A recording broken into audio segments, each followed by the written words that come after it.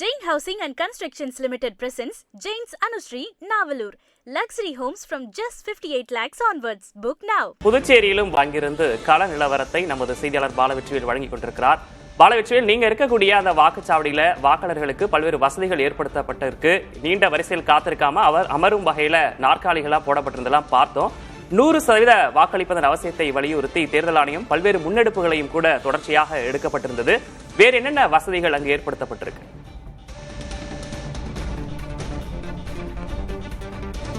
விக்னேஷ், கடந்த சட்டமன்ற தேர்தலை பொறுத்தவரை 93.4% வாக்கு புதுச்சேரியில பதிவாகி இருக்க நிலையில 83.4% வாக்குகள் பதிவான நிலையில இந்த முறை 90%த்திற்கு மேல் வாக்குப்பதிவை அதிகரிக்க வேண்டும் என்கின்ற நோக்கத்தோடு தற்போது தேர்தல் ஆணையம் சிறப்பு ஏற்பாடுகள் செய்திருக்கிறது. நம்ம இருக்கக்கூடிய இந்த ராஜ்பவன் சட்டமன்ற தொகுதிக்கு உட்பட்ட இந்த வாக்குச்சாவடியை பொறுத்தவரை இது தனித்துவமான ஒரு வாக்குச்சாவடி என அவங்க வரையறை செய்திருக்கிறார்கள். அதன்படி முதியவர்கள், மாற்றுத்திறனாளிகள் அதிகமாக இருப்பதன் காரணமாக இந்த வாக்குச்சாவடியில் அவர்கள் அமரும் வகையில் ஏற்பாடு செய்யப்பட்டிருக்கிறது. மேலும் மற்ற வாக்குச்சாவடிகளை விட இங்கு இருக்கக்கூடிய சர்க்கர நாற்காலிகளுடைய எண்ணிக்கையும் அதிகப்படுத்தப்பட்டு இருக்கிறது. அந்த காட்சிகளை தான் பார்க்கிறோம். மேலும் வாக்காளர்கள் வந்து வாக்களிப்பதும் வரை, அதாவது அவங்க ரொம்ப நேரம் காத்திருக்கிறாங்க, அதுவரை இங்கு வந்து அருங்காட்சியகம் போன்று கண்காட்சி பொருட்களும் அமைக்கப்பட்டிருக்கிறது. பசுமை சூழ நிறைய வகையான செடிகள், இயற்கை வாழ் தாவரங்களும் வந்து காட்சிப்படுத்தப்பட்டிருக்கிறது. வாக்காளர்களுக்கு ஒரு சுவாரஸ்யமான அனுபவத்தோடு தேர்தலை நடத்தும் விதமாக தேர்தல் ஆணையம் இத்தகைய ஒரு சிறப்பு ஏற்பாடுகளை செய்திருக்கிறது என்றுதான் சொல்ல வேண்டும். கிட்டத்தட்ட தேர்தல் தொடங்கி ஒரு 5 நிமிடங்கள் ஆகக்கூடிய நிலையில இந்த ராஜ்பவன் வாக்குச்சாவடியை பொறுத்தவரை மக்கள் வந்து ஆர்வத்தோடு அமர்ந்து தங்களுடைய ஜனநாயக கடமையை ஆற்றுவதற்காக காத்து கொண்டிருக்கிறார்கள். அந்த காட்சிகளை தான் நம்ம இப்போ தொடர்ச்சியாக பார்த்து கொண்டிருக்கிறோம்.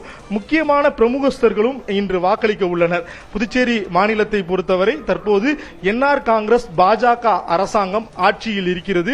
ஆட்சியை மீண்டும் தக்க வைப்பதற்கான முயற்சியில வந்து ஈடுபட்டு வராங்க. கடந்த 15 நாட்களாக புதுச்சேரியினுடைய வெப்பநிலைய வெயிலையும் தாண்டி தேர்தல் களம் அந்த அளவிற்கு சூடு பிடித்தது என்றுதான் சொல்ல வேண்டும்.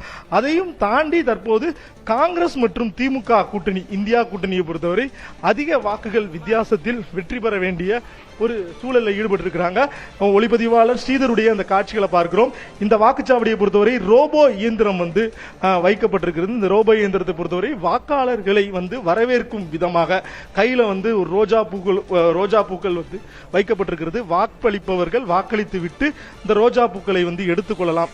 வாக்காளர்களை வந்து வாக்களிக்க வேண்டிய ஆர்வத்தை தூண்டும் வகையிலும் வாக்குச்சாவடியில் ஒரு சுவாரஸ்யமான ஒரு என்டர்டெயின்மெண்ட் மாதிரியான ஒரு உணர்வை ஏற்படுத்தும் வகையிலும் வாக்குச்சாவடி மையத்தில் இத்தகைய ஏற்பாடுகளை தேர்தல் ஆணையம் செய்திருக்கிறது என்றுதான் சொல்ல வேண்டும்.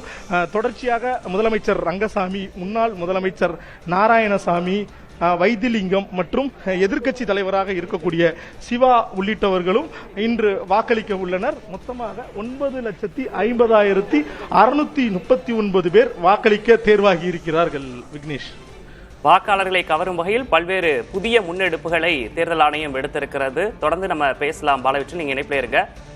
கேரளாவிலும் கூட சட்டமன்ற தேர்தலுக்கான அந்த வாக்குப்பதிவு தொடங்கி விறுவிறுப்பாக நடைபெற்றுக் கொண்டிருக்கிறது. மக்கள் நீண்ட வரிசையில் காத்திருந்து வாக்களித்து வருகிறார்கள். களத்திலிருந்து நமது செய்தியாளர் சுதேஷ் விவரங்களை வழங்கி வருகிறார். சுதேஷ், இப்போ காலையில வாக்குப்பதிவு தொடங்கியதிலிருந்து நம்ம காட்சிகளிலே பார்க்கிறோம். ஆர்வமோடு வாக்களிக்க அவர்கள் தொடர்ச்சியாக வந்து கொண்டிருக்கிறார்கள். பல்வேறு வசதிகளும் வாக்காளர்களுக்கு செய்யப்பட்டிருப்பதா சொல்லியிருந்தீங்க. கேரளா பொறுத்தவரை நட்சத்திர வேட்பாளர்கள் நிறைய பேர் இருக்காங்க. அவங்களாம் எப்பப்போ வாக்களிக்க போறாங்க? அது தொடர்பான விவரம் உங்களிடம் இருக்கிறதா?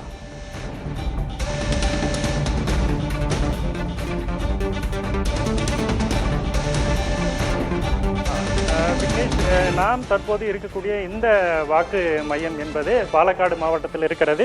பாலக்காடு மாவட்டத்தில் பாப்பாம்பள்ளம் என்ற ஒரு பகுதியில் தான் இந்த வாக்குச்சாவடி, அரசு ஆரம்ப பள்ளியில் இந்த வாக்கு மையம் அமைக்கப்பட்டிருக்கிறது. காலை 6 மணி முதலே வாக்காளர்கள் இங்கு வாக்கு செலுத்துவதற்காக ஆர்வமாக வர துவங்கிவிட்டார்கள். 7 மணிக்கு வாக்குப்பதிவு துவங்குவது என்றாலும் கூட 6 மணி முதலே இந்த வாக்கு மையத்தை நோக்கி வாக்காளர்கள் அனைவருமே, இளைஞர்கள் முதல் முதியவர்கள் வரை அனைவருமே இந்த வாக்கு மையத்தை நோக்கி வர துவங்கினார்கள். தற்போது நீண்ட வரிசையில் நின்று வாக்கு செலுத்த ஆர்வமாக காத்திருக்கும் காட்சிகளை தான் நாம் பார்த்து கொண்டிருக்கிறோம். கேரளாவை பொறுத்த வரைக்கும் 1982 முதல் தொடர்ச்சியான, அதாவது ஆளக்கூடிய இடது ஜனநாயக முன்னணி, காங்கிரஸ் தலைமையிலான ஐக்கிய ஜனநாயக முன்னணி, இந்த இரண்டு கூட்டணிகளுக்குமே மாறி மாறி மக்கள் வாக்களித்தாலும் கூட இந்த தேர்தல் என்பது ஒரு மும்முனை போட்டியாக பார்க்கப்படுகிறது. இந்த தேர்தலில் பாஜக தலைமையிலான தேசிய ஜனநாயக கூட்டணியிடையே, இந்த 3 கூட்டணியிடையே கடுமையான போட்டி இருக்கக்கூடிய ஒரு சூழல் இருக்கிறது. குறிப்பாக ஒரு 8 தொகுதிகளில் பாஜக அதிக அந்த போட்டியை காண்பிக்கும் என்ற ஒரு சூழல் இருக்கக்கூடிய ஒரு சூழலாகத்தான் இருக்கிறது.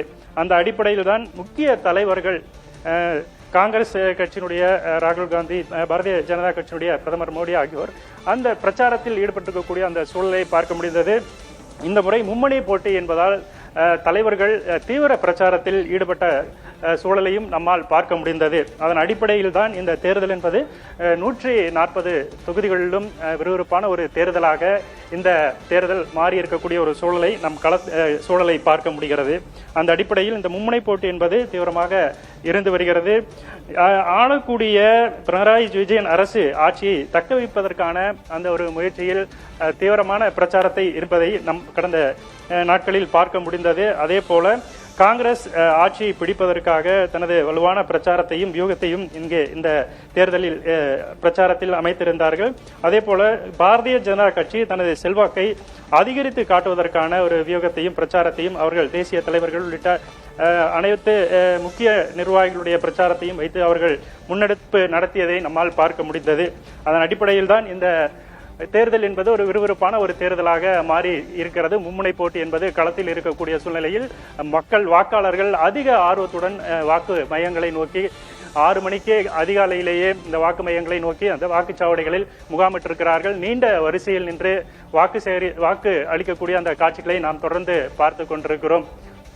இங்கே பல்வேறு வசதிகள், அடிப்படை வசதிகளும் வாக்காளர்களுக்கு செய்யப்பட்டிருக்கிறது. ஒவ்வொரு வாக்குச்சாவடிகளிலுமே அந்த அடிப்படை வசதிகள் என்பது அதிக அளவில் தேர்தல் அலுவலர்களால் இங்கு முன்னெடுக்கப்பட்டிருக்கிறது. கோடை காலம் என்பதால் இந்த பகுதியில் கோடை அதிகமாக இருக்கும் என்ற ஒரு காரணத்தினால் வாக்காளர்கள் வரிசையில் நிற்கக்கூடிய அந்த பகுதியில் தொடர்ச்சி அந்த நிழல் பந்தல் போடப்பட்டிருக்கிறது. குடிநீர் வசதிகள். கேரளாவில் வாக்குப்பதிவு தொடங்கி இருக்கக்கூடிய நிலையில் வாக்குச்சாவடி மையங்களுக்கு நடிகர்கள் சுரேஷ் கோபி, மோகன்ராஜ் உள்ளிட்டோர் வருகை தந்திருக்கிறார்கள், மோகன்லால் உள்ளிட்டோர் வருகை தந்திருக்கிறார்கள். அந்த காட்சிகளையும் கூட நாம் பார்க்கிறோம். கேரளா மற்றும் புதுச்சேரியில் வாக்குப்பதிவு தொடங்கியிருக்கிறது. அசாமிலும் வாக்குப்பதிவு தொடங்கிவிட்டது. அடுத்தடுத்த விவரங்களுக்காக மீண்டும் தொடர்பு கொள்கிறோம். தற்போதைய விவரங்களை வழங்கியமைக்காக நன்றி பாலவெற்றிவேல் மற்றும் சுதீஷ் இருவருக்கும். Jain Housing and Constructions Limited presents Jain's Anushree, Navalur. Luxury homes from just 58 lakhs onwards. Book now.